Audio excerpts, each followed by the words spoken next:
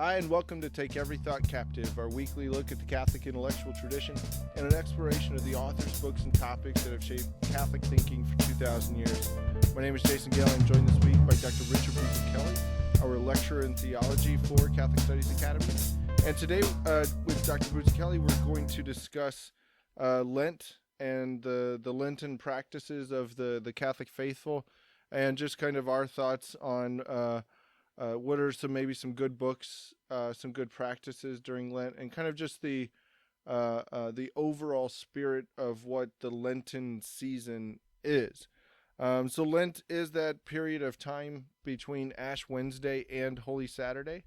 It officially ends at the Easter Vigil, at the beginning of that Easter Vigil, and begins, like I said, on Ash Wednesday, which is a day of fasting and abstinence, along with the Fridays during Lent, which is a practice in the church that has changed throughout the history of the church itself.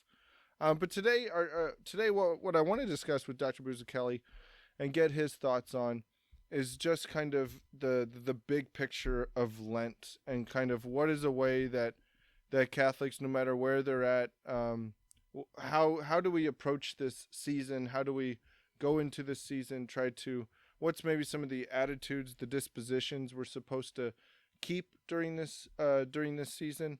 So Dr. Bulzacchelli, to get us started, maybe you can just kind of give us maybe a little bit of what it is to enter into Lent, maybe beginning with just kind of the etymology of the word itself.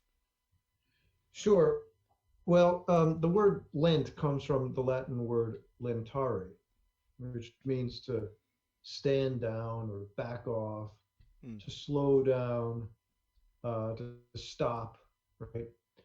So this is a period of time in the history of the church, right? I mean, in the life of the church, in which, going back to the very, very early days, right, there was preparation for some great feast, right? So there was always a penitential season before some great feast.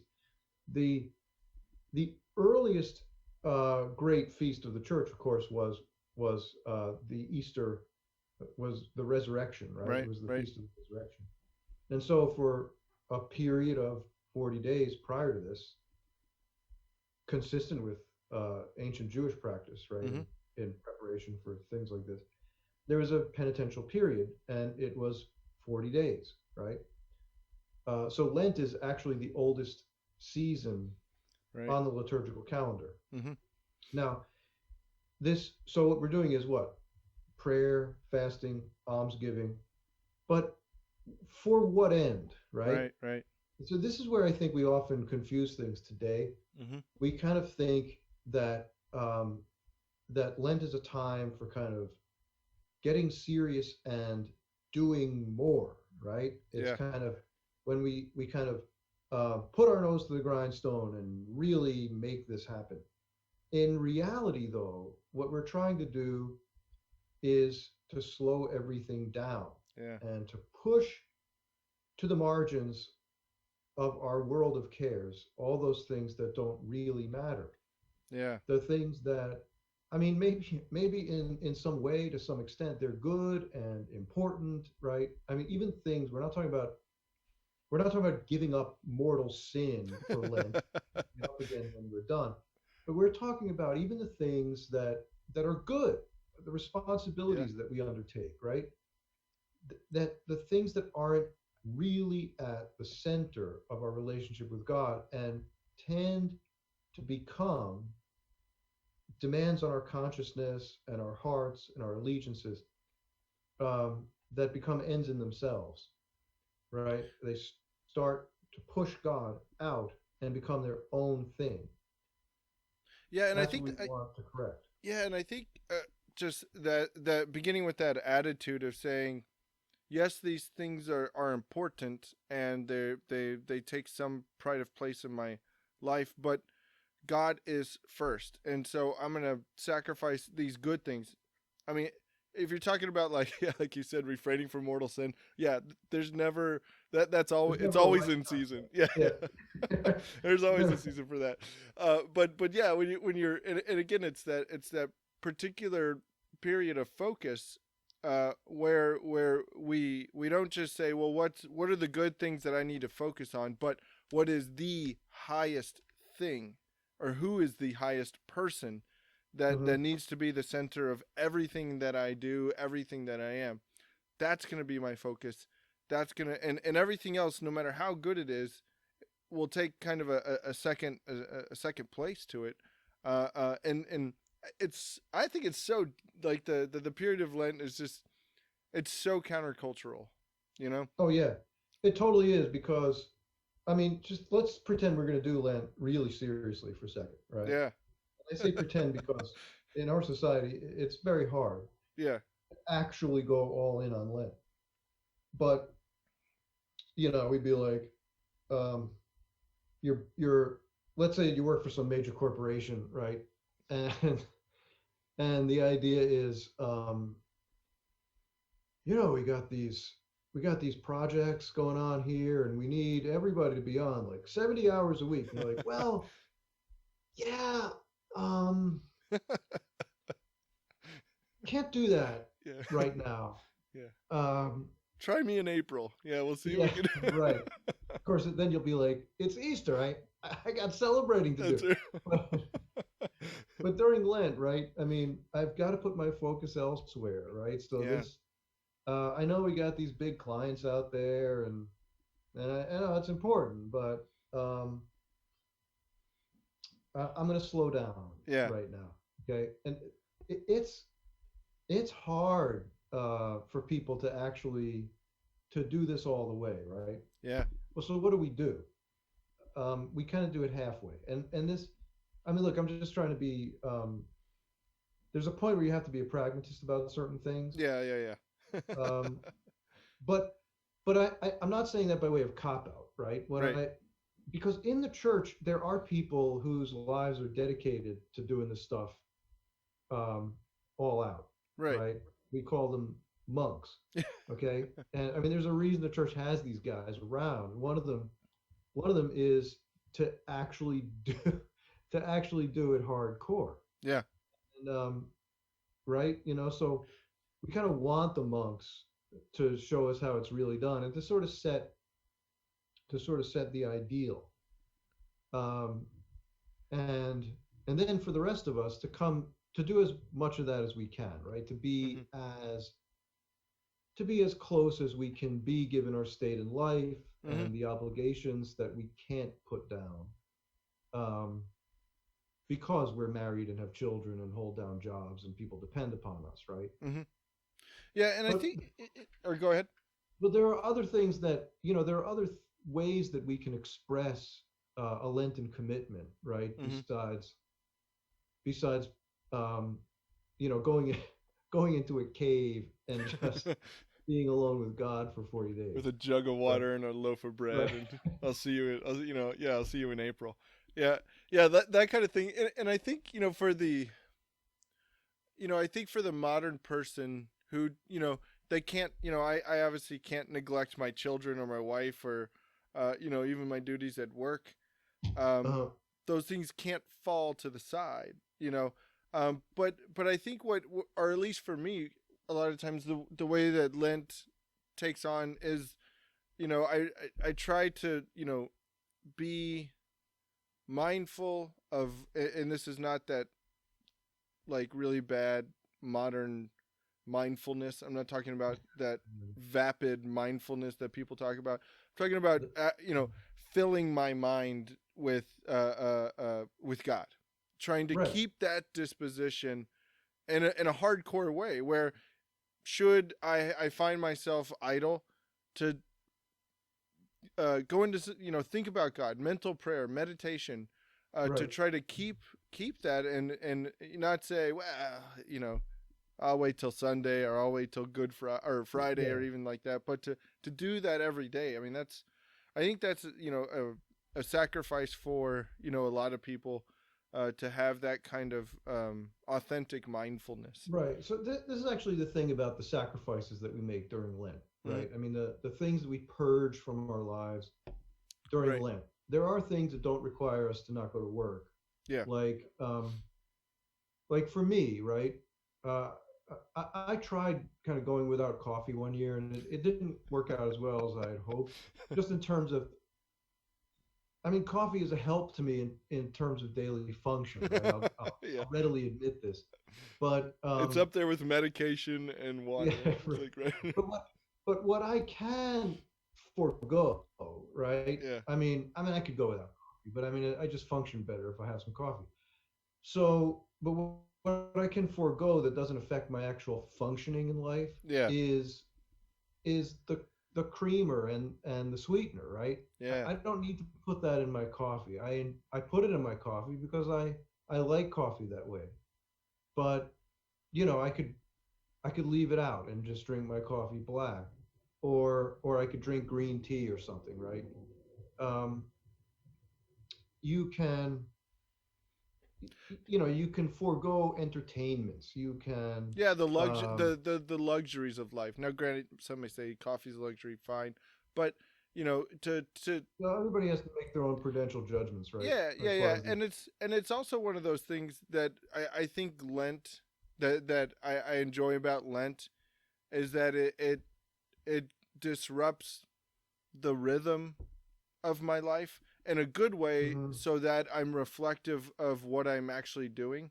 Like so many of us, it's easy to get caught up in a rhythm, and there may be some bad habits or some vices that may come into there, or just some practices of neglect, some omission Yeah, of daily prayer, of daily examination of conscience, things like that that can kind of right. seep into your daily routine. Lent's uh, I think an amazing time to just uh, uh, to completely disrupt your routine and even your daily routine, to be reflective of it. Of okay, well,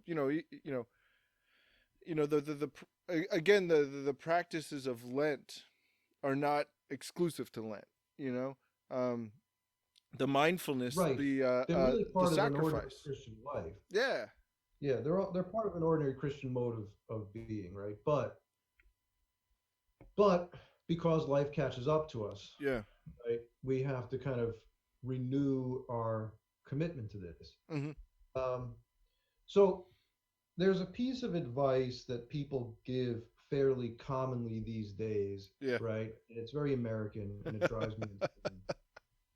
And that is, don't, because they look at like giving up. They look at giving things up for Lent as being sort of the thing people do because they don't know what else to do, right? And Yeah. so they say, well, just do something extra, Yeah. right? Don't Yeah. don't do anything more, right? I mean, like, do less. And that I think is what really, if we want to just do Lent, if we want to do the thing that Lent is calling us to do less, Right. I mean, not going, more. yeah, going back to the word itself, to stand down. Right, It's exactly. that's not the equivalent of doing more. It's doing less. Yeah, Um, which I think is even probably harder for more Americans to do less than it is to take up some new project, or saying, okay, well, I'm gonna, you know, find an explicit way to do this, work of mercy, or whatever it may be. I think it's even harder to take more of a contemplative approach to yeah. Lent. So there's Yeah, an interesting thing, and you and I have talked about this before, privately, right? But I mean privately, not because it's a secret, but just you and I were talking, and nobody else was there. But it's a thing with me, right? That I find the whole mendicant takeover hmm, of Western Christianity to be a thing, right? I mean, it's an interesting problem, and I'm not yeah, against it, don't get me wrong, but before there were mendicants, there were monks, hmm, and they're not the same thing exactly, right? right, So the mendicant charism is very active. It's about doing stuff. yeah, All right.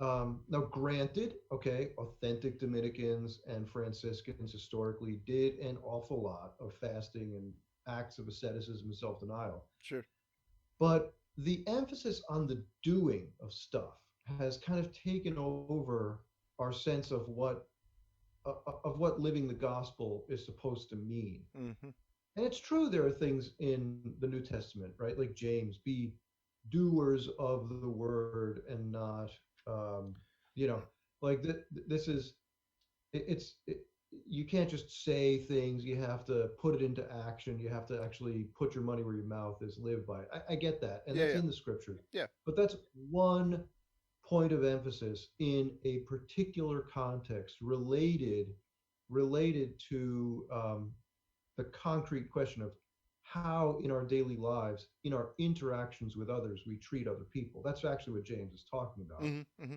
Not outlining a program for seeking out people to do good things too, right? Yeah, yeah. And not that that's bad, right? I'm not saying it's bad, but it used to be better understood that the life of contemplation was a real part of the Christian life, that it was very important, and that we should try to cultivate it. And you didn't always have to be doing something. There were times when doing nothing was actually the best thing.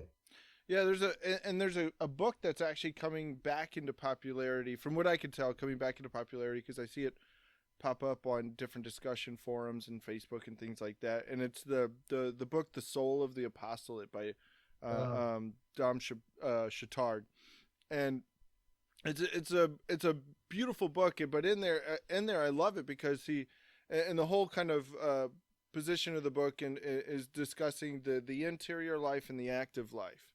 And he states very clearly the interior life is more important. mhm. And he goes on to quote saints. Saint Thomas says it's a higher way of life. Saint Bonaventure say it's a safer life. And he has a great story in there about uh, uh, going to what you were talking about with the active life, and even with the monks and even the mendicant orders.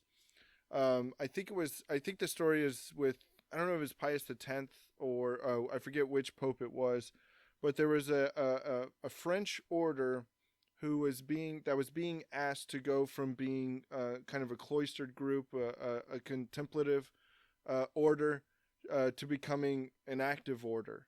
And Mhm. the mother prioress, she didn't know exactly what to do, and so she was seeking counsel, and so she goes and writes the Pope, and the Pope tells her beautifully, says, your interior life and your interior life as an order is more important than whatever good works you will do. That if being an active order takes away anything from your interior life, stop what you're doing. God will raise up other workers if he needs them. But if it's destroying your interior life, stop. Stop what you're doing. And the author even goes on to talk about how the active life without the interior life is actually dangerous to your soul. Yeah, Uh, right, right, which I think again, going back to Lent, is, it is that kind of withdrawing, standing down, so that the rest of the year you can do all of those things. It's kind of that interior recollection that is, I think, what's most important during that time. Mhm. Again, like you said, not that the active things are unimportant or somehow we just need to stop doing them altogether. But there is a hierarchy to them here. Yeah, it's not a time to take on new projects. Yeah. And right, and the thing is, yes, I would suggest, right, that we perform some of the classic practices of Lent, right? Mm-hmm. I mean, I would say that it's good to take up spiritual reading. It's good to renew your commitment to the rosary, or to go to mass more often, or Eucharist adoration more often. These are good things to Mm-hmm. do during Lent, especially, right? I Yeah. mean, maybe during the rest of the year you can't go to mass. You just can't do. You can't go to mass several times a week. Um, Again, you're married. You're a family man. You got wife and kids. You got a job. You got all kinds of things to do, and it's hard to squeeze that into your schedule. But by sacrificing other things during Lent, by pushing other things to the side, you can carve out some time. You can't do it all year, but you can Yeah. carve it out for this time, right? That is a good thing to do. But look what I'm saying. I'm not saying you're taking up some extra task. What I'm saying is you're putting certain things down so that you can make room for this other thing, which isn't really a task, Yeah. right? It's it's resting in God. And this is the thing that I think we need to really emphasize, right? Is that all these things I'm suggesting, the spiritual reading, uh, right? Spiritual reading, praying the rosary, praying other things, right? Mm-hmm. Going to mass, Eucharistic adoration. These are about, this is all about being, right? Being in the presence of God, being with God, being for God. It's not about doing. Yeah. Yeah. And it's and there you might say, well, I when I help the poor or something like that, I'm being with God. I'm seeing God. But I think there's an intimacy when there's not that layer of intermediary with, say, helping another person. There's an intimacy to prayer where nobody's seeing what you're doing. Nobody's gonna say thank you for saying that rosary. Thank you for that. You're Mm-hmm. simply offering and uh, uh, or trying to offer, at least in a way, a gift. A gift that Yeah. absolutely nobody will see. Um, which again, that I think that's difficult also for Americans as well. I mean, to be able to give in a way that is completely hidden Yeah. to the rest of the world. That's difficult, and again, it's you. The other thing I think that's frustrating is you won't necessarily see the effect. You won't say, "Oh, so that, oh yeah, that was the fruit of that." You won't see that. Maybe 10 years down the road, you can say the past 10 years of Lent have helped me, and I can say in this specific way. But it's not this kind of immediate, uh, um, you know, handing a hungry person a sandwich and that person's hunger is immediately satisfied. There's no there's not always going to be that kind of satisfaction within the interior life, the prayer life in that way. Right. And again, that's something that that is good for Lent, is to not be attached to those instant gratifications in that way. To put things in God's time and in God's hands. Uh, um, Yeah. and So, well, let's talk about this thing about giving food to the hungry guy. yeah, So this is interesting, right? Because of course one of the other aspects of Lent is almsgiving, yeah, right? And we are obligated to give alms during mm-hmm. Lent. It's part of Lenten practice. To the extent, now, I mean, just let's be clear about this, right? Um, we're talking about something suited to whatever your means happen to Sure, be, right? So people who have a lot of money should give a lot more than people who don't have much. But if we combine, say, our obligation to give alms during Lent with our obligation to undertake fasting and acts of self denial, and you mash that up with the idea that we should also just do less, yeah, right? This creates an interesting sort of problem because you think, well, shouldn't maybe it'd be great if I could go to the soup kitchen and help out at the soup kitchen during Lent. But then you're kind of doing more, right? And yeah, I'm suggesting you don't. But what if you did this? And this would especially be this is especially good advice for, I think, useful advice for people in an urban environment, mm-hmm. right?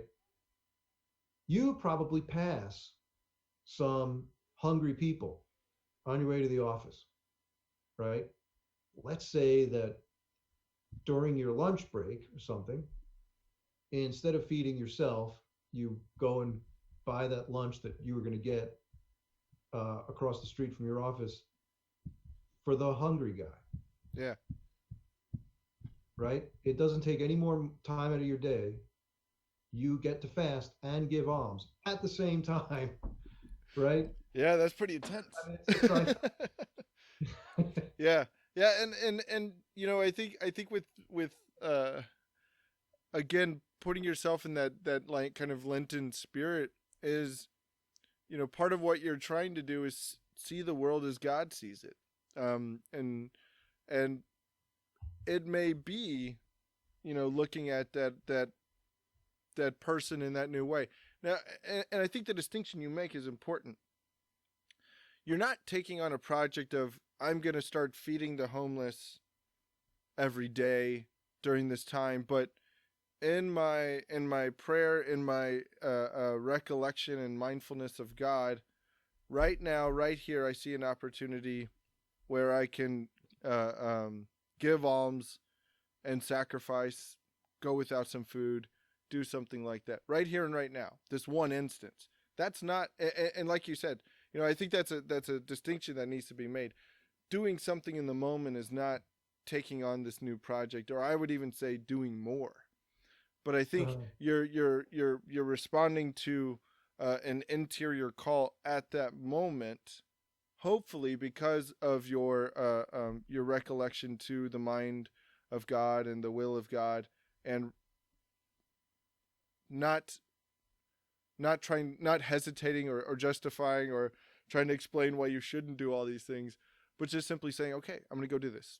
There's an opportunity. I'm going to do it.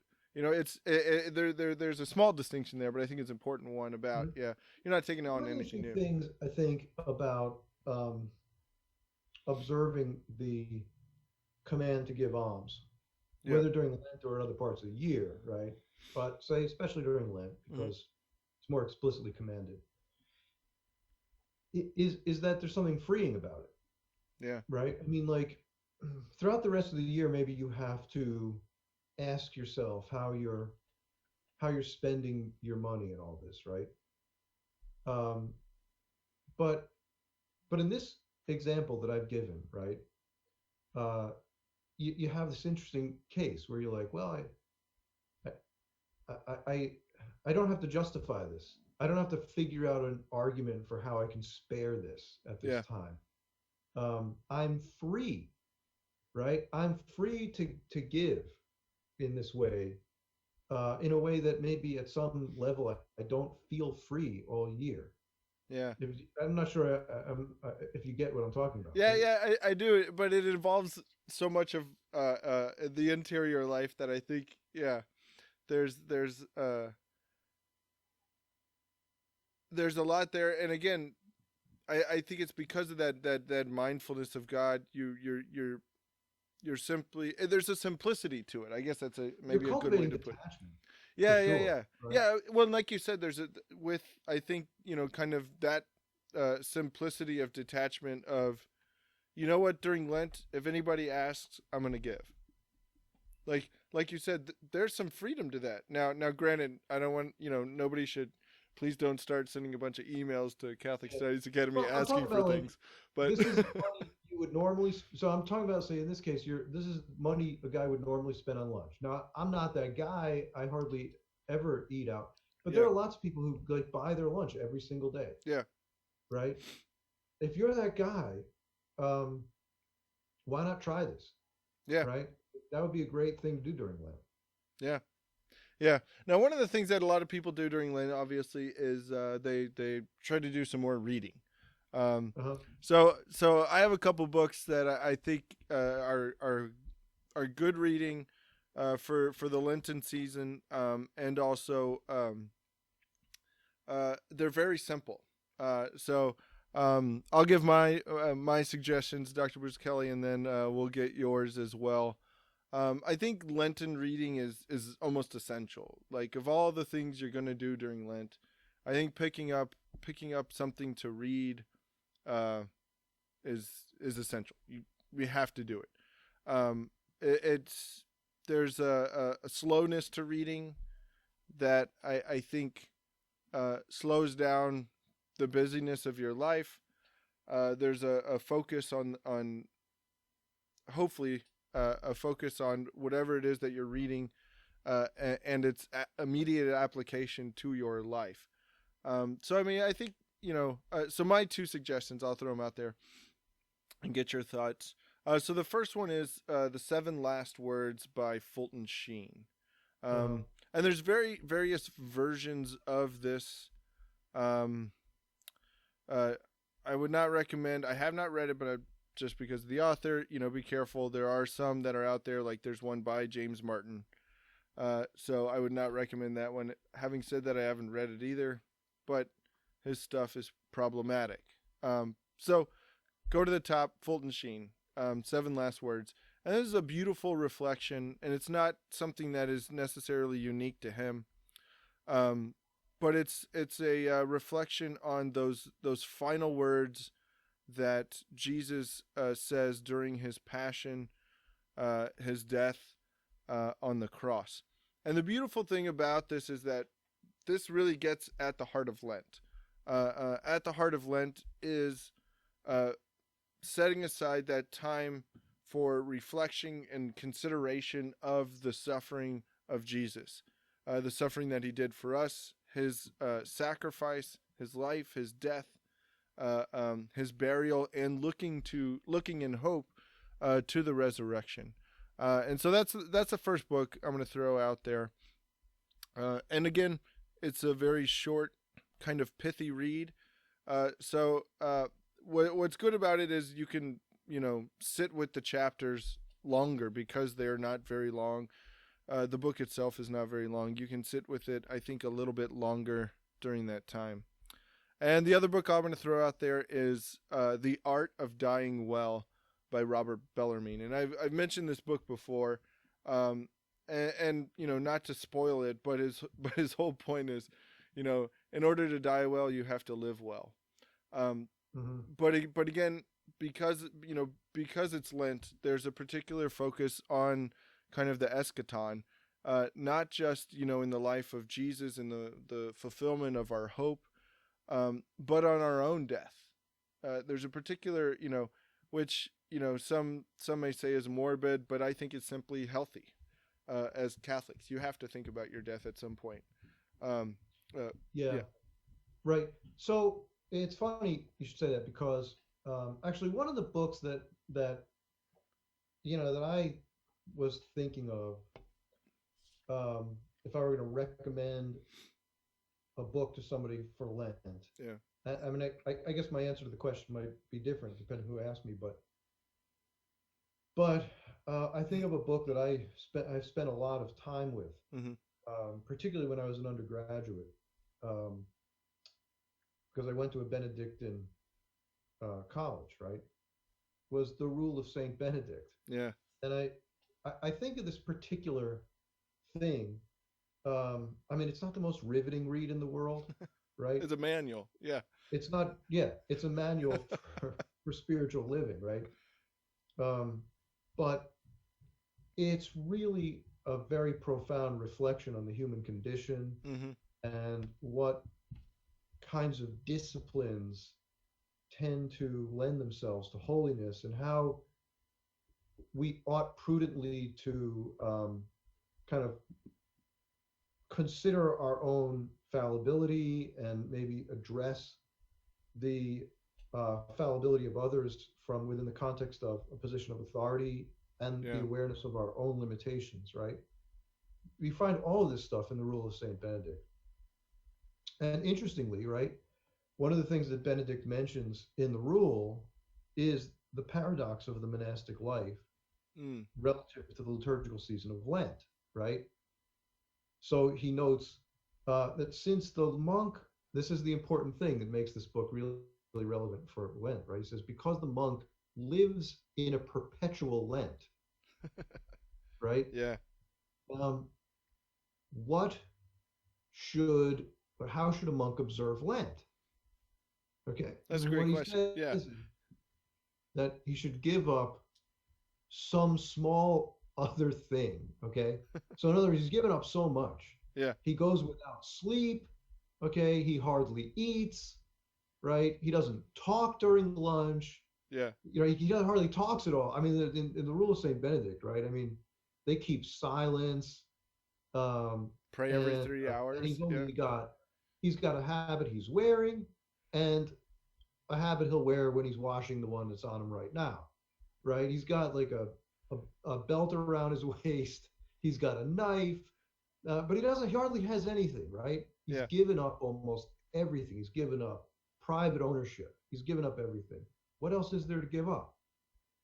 I don't know. Maybe the portion of bread that he has with his lunch could be just a tiny bit smaller or something. I don't Yeah. know, right?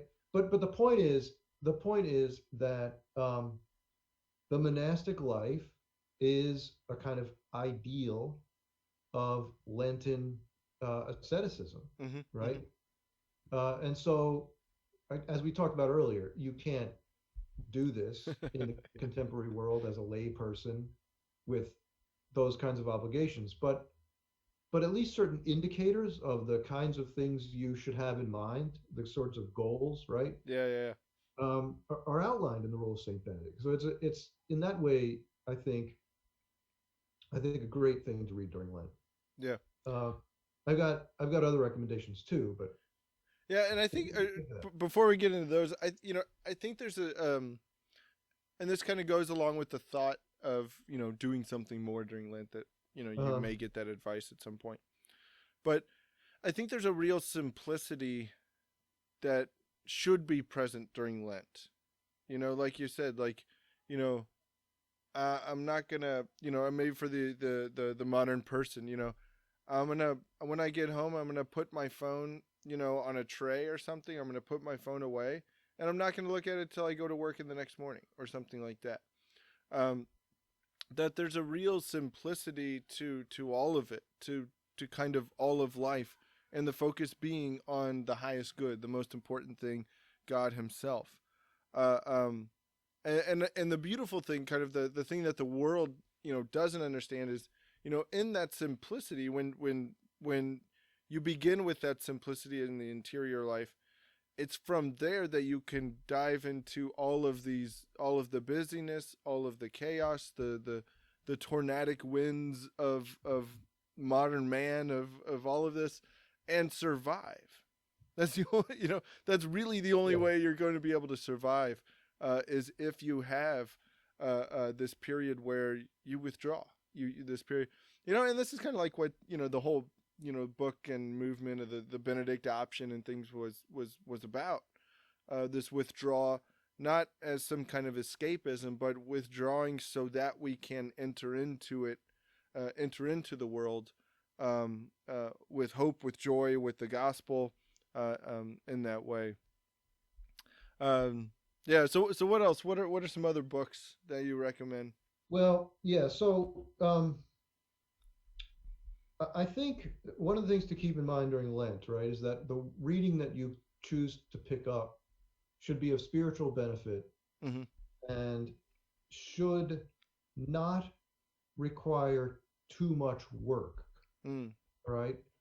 Um, so, in other words, I'm not asking you to, like, you should.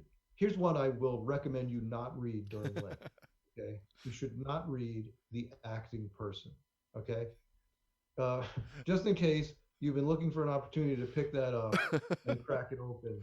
Yeah. Let me tell you, don't do that now. Okay, it's too much work. All right, so that's not it. Uh, St. Bonaventure's Itinerarium Mentis in Deum, I think, is a great thing to read during Lent. What's the English translation Uh, of that? we've translated a number of different ways, but one common way to translate it is the mind's road to God, Mm. or the mind's journey into God. Right? Okay. Um, you'll find, an Amazon search for this will turn it up immediately. Right? Yeah. Um, it's it's a very important text, Mm-hmm. spiritual reading, and it's part of his mystical opuscula, okay, his mystical works. Mm-hmm. And Bonaventure was a mystic as well as a scholar, right? Yeah. Now, the Mind's Road to God is, I guess, probably by most people's standards, it's not light reading exactly, but it's not intellectually really demanding. It's not systematic theology. Yeah, It's yeah, yeah. right. It's meditation, and what he's talking about is is kind of the road from an ordinary, like, here you are starting, okay, here you are starting to think about God and actually getting there, Yeah. right? So for St. Bonaventure, there's a particular method that he uses, and he develops it in other places as well. He has a work called De Triplici Viae, right, the triple way, Mm-hmm. and he outlines this technique there, right, which is that we go through a purgative stage, an illuminative stage, and a unitive stage, Mm-hmm. right? And Lent, of course, is about this. It's about this journey, right? It's about this stage of kind of purging Mm-hmm. all the things that get in the way, that don't matter, right? That distract, and making room, right? Making room then to open the mind and heart to God. Actually, interesting thing, right? Itinerarium mentis in Deum. This idea of mentis, it's not just the intellect, Mm-hmm. right? Yeah. It's it's more akin to the Greek word nous, right? That whole sort of that higher spiritual um, aspect of human life, right? So it includes the power of the intellect, but not solely the power of the Yeah, intellect. it can't be reduced to it. Yeah. It involves the spiritual sense, right? Um, so what we're trying to do is to open this dimension of our souls Mm. to um, to God's illumination, right? In other words, we're trying to listen to God, right? That's the point. To to listen to God, and the quiet that we can cultivate during Lent by cutting out all the distractions, right? Um, Makes room for that still small voice of God to break through. Mm-hmm. Like Elijah when he hears the whisper of God in the breeze, right? Yeah. Rather than in the tornado, right, or Yeah. the earthquake or something. So, and then so when we listen to the voice of God, then what? Then we can respond to God in love and be united to Him, and that's kind of the goal, right? I mean, that's what we should be striving for. So I think this particular work from Bonaventure is something really good and fruitful to read during Lent. It's not super long. Yeah. You can read it in little chunks. Yeah, and I think that the Lent, especially with the purgative way, because which is kind of just the those classic distinctions that you said, the purgative, illuminative, and unitive ways. Mhm. Um, but especially that purgative way, that's that's a lot of what Lent's for. Yeah. In John's gospel, he talks about that in chapter 15 when he's talking about, I am the vine, my father keeps his vineyard, and he says, every branch that does not bear fruit, he will cut off, and he prunes the branches that do bear fruit. He prunes Yeah. them so that they will make more fruit. Um, so and I think for the Catholic or the one who thinks well, I'm doing a good job, I'm doing that. Um, that's your assessment. You know, Lent's a Hmm. time to let God, to be open to God, to be sacrificial, and in a simple way, asking God to prune those parts of your life that you need pruned. Not according to what I think, where I know. Now, granted, there's going to be obvious places if you have mortal sin or even consistent venial sins that you're constantly dealing with. Um, but those things that just get in the way, they may not be sinful, and asking God to prune that so that you can be more fruitful. Um, yeah, to be part of that, to be ever connected to the branch, to the vine, there. So, all right, good deal. So we have Saint Bonaventure's "The Mind's Road to God." Very good. Um, any other suggestions? So we have the Rule of Benedict, The Mind's Road to God, Seven Last Words, and what was the definitely not the acting person. Which, Right, not that. yeah, which isn't that was that John Paul? Was that his dissertation, No, or was that his? um Or which that one was the was Mind's Road to the or the acting person? so Karol Wojtyła, right, John Paul II, but before he was Pope, wrote the acting person, and it was his own philosophical meditation on the problem Okay. of the person who's trying. I mean, he's trying to kind of respond to Kant, Yeah. and it's don't read it. I mean,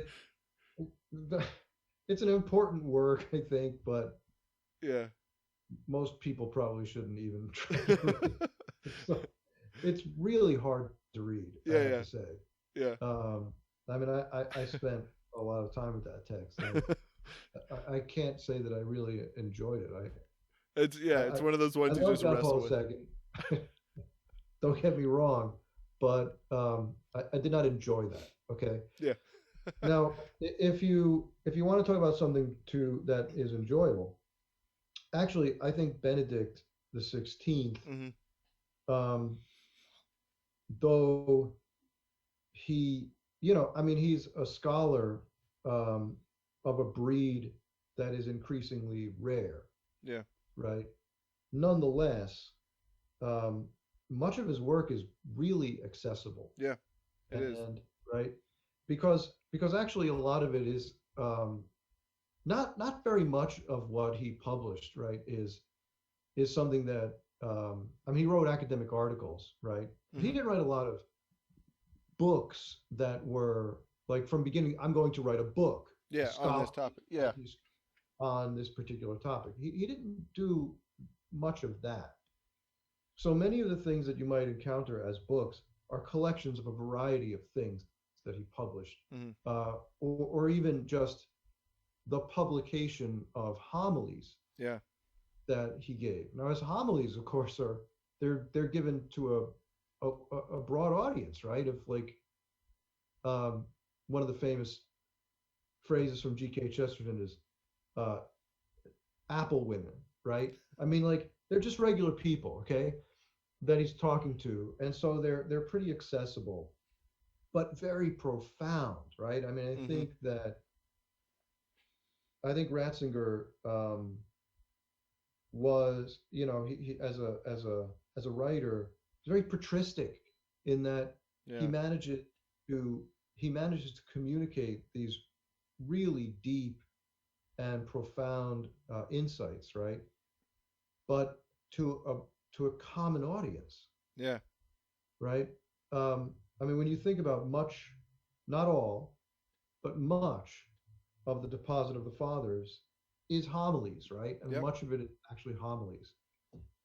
So I think of things like God is near us, Mm-hmm. the Eucharist, the Heart of Life. That book, it's published by Ignatius Press. Mm-hmm. Very accessible stuff. Or Behold the Pierced One, also published by Ignatius. These are pretty accessible reads and really appropriate, I think, for Lent. All right. Very good. Now I think we do need to address the biggest question of Lent this year, um, Yeah. and that is, does the Impossible Burger count as meat? So Burger King and these other places, they came out with this plant based meat substitute for a hamburger patty. So Yes. can a Catholic eat one of these Impossible Burgers on Friday during Lent? That's a very good question. It's hard to know because I've never had one. Um, so I can't, it's hard to render an opinion. Well, What would you say to that, Doctor? I don't mean to put you on the spot, but Yeah. So my technical answer to that yeah, question is perhaps, okay, like assuming there really is no meat in the burger. that's the claim. That's the claim. I think the letter of the law is going to say you can eat it, Okay. right? Uh, So you're the calling us spirit of the Pharisees. law, You're calling us Pharisees if we eat it. All right. the spirit of the law is maybe not. Yeah. Um, And now, I would add to that, the spirit of a Texan would just say you should never eat one of those things, just well, because in principle, it's you wrong. Yeah, in principle. right? Yeah. Well, because God gave us meat to be meat. He didn't Yeah, like he purposefully did not make meat grow on trees, yeah, right? yeah.